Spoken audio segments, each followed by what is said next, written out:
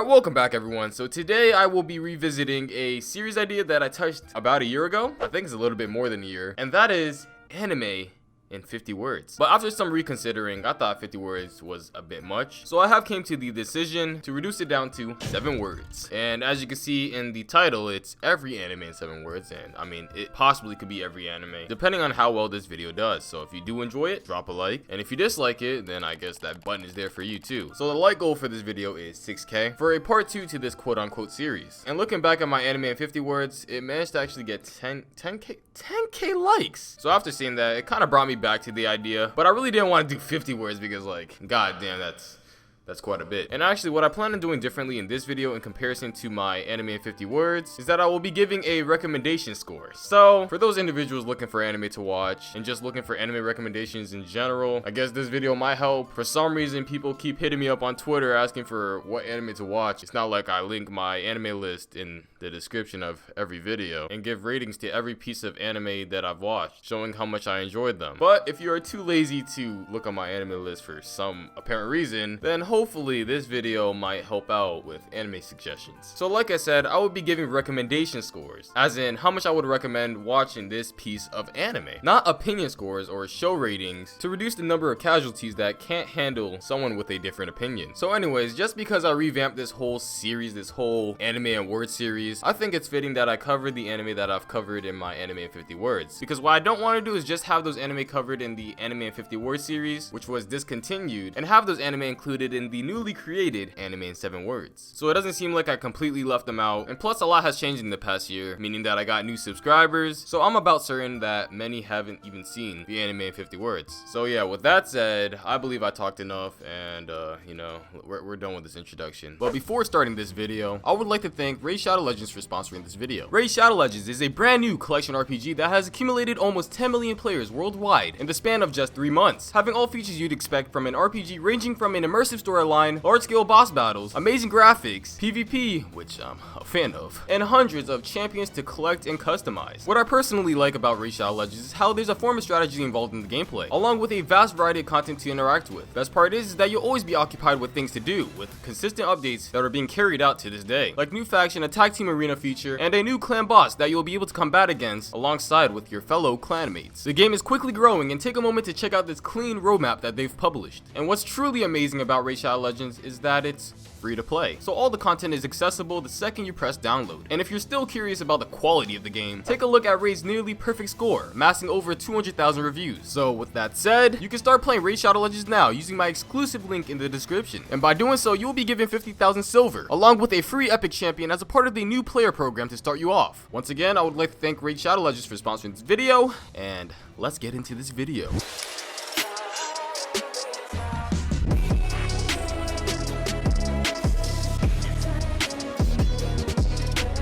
Starting with the fan favorite, Boku no Pico. And unlike my anime in 50 words, we're not just gonna cut it short with just the first OVA. We're gonna get the whole 3-pack in here for safe measures. The fuck has my channel come to? Boku no Pico. The title pretty much explains it all. Well, I'm sure at this point, pretty much everyone knows what Boku no Pico is. And it's that sort of thing that you just gotta watch for the culture. And if you managed to not watch this yet, no worries, because your boy got you. So as you saw before, I give this an 11 out of 10 recommendation score, and let me tell you why. So if you're looking for a truly wholesome experience, this is definitely the show for you. It has ice cream, it has dropped ice cream, and I mean, this car looks nice. So yeah, it's a pretty wholesome overall show. The title translates to My Pico, which, I mean, yeah, can we just move on to the next? Pico to Chico. The attic can be a wild place. Another 11 out of 10 recommendation score. I did not feel any regret after watching this one. It gave a whole nother meaning to the use of an attic. Like, it's just so genius. I cannot put my experience into words. You gotta experience it for yourself. 11 out of 10. What is wrong with me? Pico X Coco X Chico. She had us in the first half. So this is the final installment to the Boku no Pico series, and you know, all this time we haven't been introduced to anyone who is best girl material, because quite honestly it's been a sausage fest this whole time. But then I saw a glimpse of light, a glimpse of hope, which soon after faded away, because that's a cock and balls individual. Yeah, I really don't know where my channel's going now. Boruto Naruto Next Generations. If Naruto was a slice of life. So as you guys may or may not know, I did make a whole documentary on why Boruto Naruto Next Generations is a masterpiece. And I truly gotta say, Boruto is greatness, because have you seen episode 65? Don't look at the other 100 of episodes, because episode 65 is the only one that matters. But in all seriousness, I'm a strong believer that Naruto should have ended after Shippuden. Like, you didn't have to do this to us. And I suppose if you're ever interested in diving into Boruto, I guess the manga is the way to go. Personally, I find the manga hype, but like, it's truly the better alternative in this situation. Darling in the Franxx. End up in space. To be completely honest, I'm not too big on mecha anime. However, if it does have a good cast, a good set of characters, I'm all for it. Which in this case, the characters were nice. And many would say 02 is waifu material, which is absolutely incorrect. Anyways, if you're looking for a cheat code in order to enjoy Darling in the Franxx to the fullest, watch up to episode 22, then mark it as complete. Pupa. Certainly a different kind of emoto anime. When watching emoto anime, there's a boundary between the Onichan and the emoto that may never be crossed. But this anime just said fuck it all. Let the emoto eat out the Onichan. If you thought that was bad, no fear, because every episode is 4 minutes each rather than 20 minutes each. So if you happen to watch the show, even though I've told you not to watch the show, I told you not to with this 2 out of 10 recommendation score. But if you do happen to watch this, don't worry, your misery will be short and sweet. Each episode is 4 minutes long. The opening takes 30 seconds. The ending takes 30 seconds. So that's a whole minute just trimmed off. So it's 3 minutes of juicy content. And there's a total of 12 episodes, so pretty much the length of the series is the length of one full anime episode. The Future Diary. This is basically Battle Royale the animation. Wow, I really managed to make this sound like a hentai. Although, personally, I did enjoy Miraniki or The Future Diary. To a lot of people, it was a mess. It was a whole mess, but I enjoyed it for what it was. I thought the whole premise was neat, although execution was fairly flawed. But who wouldn't want to see anime Fortnite? Come on guys, Tokyo Ghoul. This burger tasted good at one point. So unlike my anime in 50 words, where I covered Tokyo Ghoul, just Tokyo Ghoul in general, I think it's best if we go over every Tokyo Ghoul season. So that's including Tokyo Ghoul Re. So speaking for Tokyo Ghoul season 1, it's been about 3 years since I've watched it, so trying to go over it is gonna be a bit rough, alongside with Tokyo Ghoul Route A, because yeah, it's been some time since I finished those two. But thinking back to my experience, Tokyo Ghoul season 1 sat fairly well with me. But after this point, that's when things kind of like, yeah, you know, you may want to switch over to the manga, even though I didn't do that because, to be honest, I'm just too lazy. But in general, from what I remember, I enjoyed Tokyo Ghoul season 1. However, moving on to Tokyo Ghoul Route A. Yup. This walk may take a while. At this point, it may be a good idea to switch over to the manga, unless you want to be like me, sitting there all like, hey yo, what the fuck is happening? So since it has been such a long time since I've watched this, I can't really say anything here. To be honest, except for the fact that I was fairly confused throughout. It's been a hot minute since I've watched it, so I can't really go too in depth on my experience anymore. But anyways, moving on to Tokyo Ghoul Re. Fast pacing is good, but not always. So speaking for Tokyo Ghoul Re as a whole, it was absolute mess to say the least. I went into it confused and I ended confused. I just remember going through these episodes, just seeing things happen, attempt to comprehend what was happening, and as someone who was anime only, yeah, that was a mistake. I'm sorry, guys. I'm sorry I failed the weeaboo cult and went through with the anime. I guess one day I'll get around to the manga when I decide to not be lazy. Dragon Ball Super. Does power scaling exist at this point? The only sort of people that I would ever recommend Dragon Ball Super to are people who are fans of Dragon Ball. That is all. Because as someone who has watched Dragon Ball, there's a point you reach like, yeah, this needs to end. I feel like after Dragon Ball Z, everything should have ended. You know, everything was wrapped up fairly well. Or maybe even after Dragon Ball GT was released, everything should have been done by then, right? But I mean, milking series isn't anything new nowadays, so yeah, there's the product of that, which leads to this issue, power scaling. Because does it make sense on how Krillin could actually fight Goku while he was in Super Saiyan Blue? Like, I mean, I don't know about you, but like, Krillin has been a police officer all his life and hasn't been training on the same caliber as Goku all his life, so for that to happen really got me wondering, you know? And we even got characters surpassing the power levels of literal gods of destruction. Don't know how that's possible, but it makes sense in Dragon Ball. ReZero. Here I thought respawning was a blessing. With the thousands of isekai being shitted out every season, this one definitely stood its ground because it has its waifus and gruesome and continuous suffering. So, I mean, that's the full combo right there, man. Yeah, sure, the main protagonist goes through a lot of suffering, but can we talk about the real matter at hand? Rem or Amelia? Pause this video right now and go comment down below who's best girl.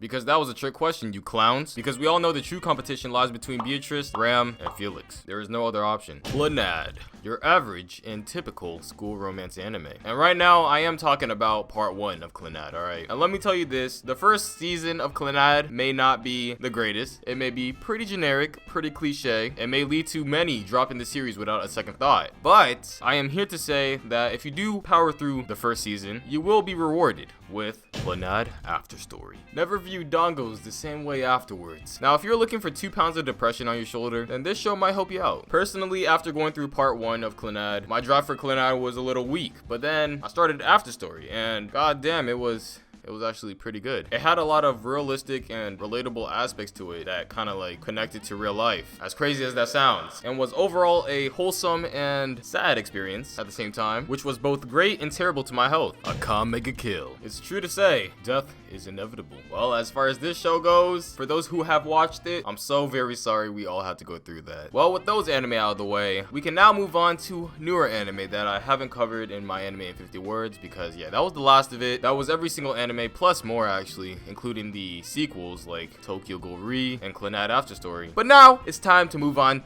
to the new stuff, which actually are anime that you guys suggested through Twitter. So let's start with Konosuba, parody of what an isekai should be. Yeah, that's kind of a straightforward 7-word statement. I apologize, like that was not clever in any way, but I'm serious when I say this. It took me like 30 minutes to think of this. Yeah, that's embarrassing. Well, overall, Konosuba was quite fun to watch. Like all comedies, it's hit or miss, so you may find this really funny or absolutely boring. For me, I kind of found some middle ground between the two, and recently it has come to my attention that there's a dub for it, which honestly isn't too bad. Matter of fact, it's pretty good. It kind of shifts the entirety of the show to more of a abridged vibe. And on the topic of comedy anime, let's talk about Prison School. Nothing hits like anime titties and prison. Now, personally, this is actually my most favorite comedy anime. Actually, I think it's actually one of my most favorite anime. Don't know what it is. It's pretty fucking stupid, but I love it. However, if for some reason you're not into ecchi, this is probably not for you. Oneragoro. A fart can truly solve one's problems. And don't ask me why I threw this in here.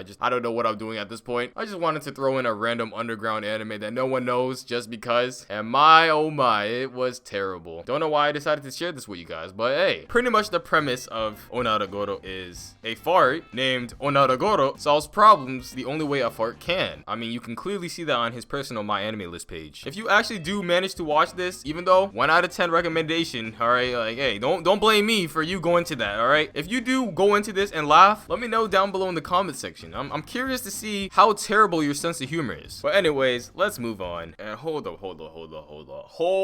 What is this video called right now? It's anime in 7 words. And what am I doing? I'm suggesting anime to you guys, defeating the whole purpose of anime in 7 words. I'm gonna have to fix this video somehow. It's time we go through these shits rapid fire. Genetics are the only thing that matters. Don't worry, they're not related by blood. Don't worry, they're not related by blood. Don't worry, they are related by blood. Wait, what? Who said dubbing and opening is criminal? Where did all my brain cells go? Stick with the game.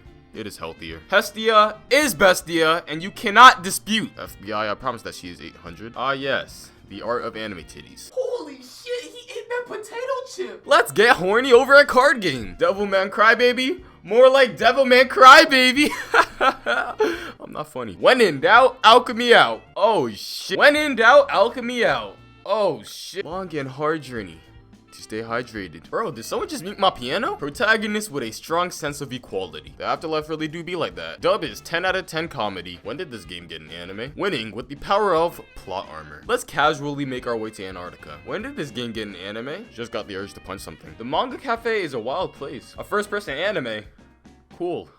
I guess. Was told this was something about Yuri. True man of culture with no shame. Damn, every opening is somehow a banger. There is something called being too unique. Oh look, a sequel. Time to rest. We all have them questionable fap sessions. Wait a second. This isn't about oranges. Didn't know cheeks could be lethal weapons. Wow, CG could be a curse sometimes. I think I'm getting drunk just watching. Time travel seems like nothing but fun. Mad scientist turns sad scientist. Feels bad. Family bonding time between mom and son. Fan service this tasteless should be illegal. These edgy boy hours really be hitting. And yeah, that's the last of the anime that I'm going to be covering for today. Kind of went through a good handful. But anyways, hope you guys did enjoy this video. To be honest, I wasn't really trying to make this an anime recommendation video, but somehow it turned out like that. This video was kind of all over the place because I really didn't have a plan for it. I kind of just pressed record and started talking. No script, no organization, just started talking. But anyways, if you would like to suggest suggest an anime for probably next time, if there is a next time, then you can do so by commenting down below. It could be irrelevant anime, it can be relevant anime, it can be any anime, because the goal here is to cover every single anime, even though I doubt that's humanly possible, but that's the dream. So with that said, once again, hope you guys did enjoy this video. Drop a like if you would like to see a part 2, and I will see you guys next time. Peace.